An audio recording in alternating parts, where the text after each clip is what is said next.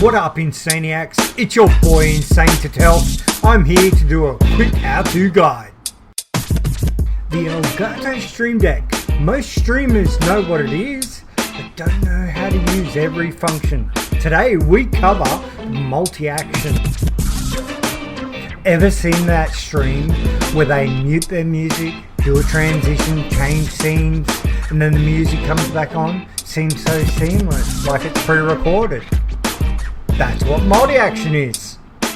Here's a nice simple one that I set up. It runs my raffle and activates my bot. Let me run you through how it works. First, it plays a soundbite of my own recording. Exclamation mark, join! Contest your insanity points, now! Then the next step, it sends a message to Twitch.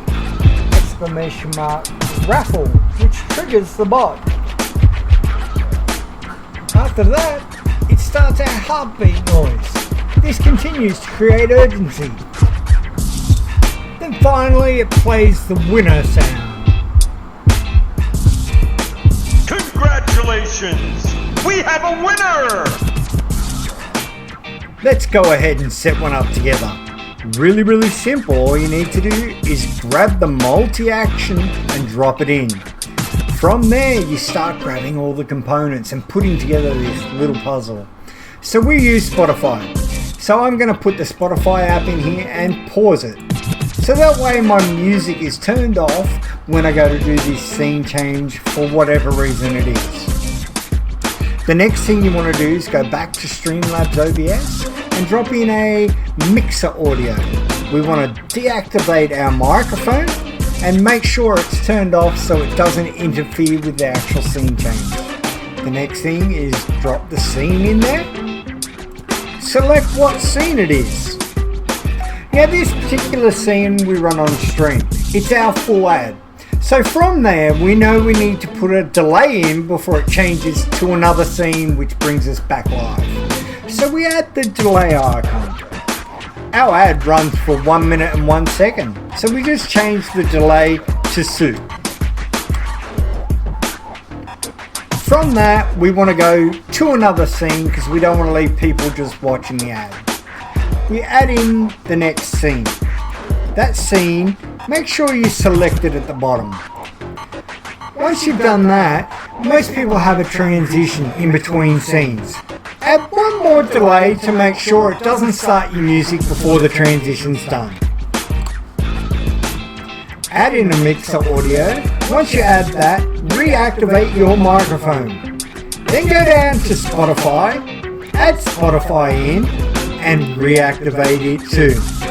Now what we've told this multi-action to do is pause our music, mute our microphone, change scenes, add a delay, go back to the other scene, slight delay, turn the microphone back on, and then restart our music. Pretty simple, don't you think? Once you're all done, make sure you go back in and double check all the settings. Mistakes are made really easy. For example, I put the wrong figure down the bottom here. So make sure it's the correct figure, otherwise your delay won't work right. Once you've checked all your settings, the last thing to do is try the button out.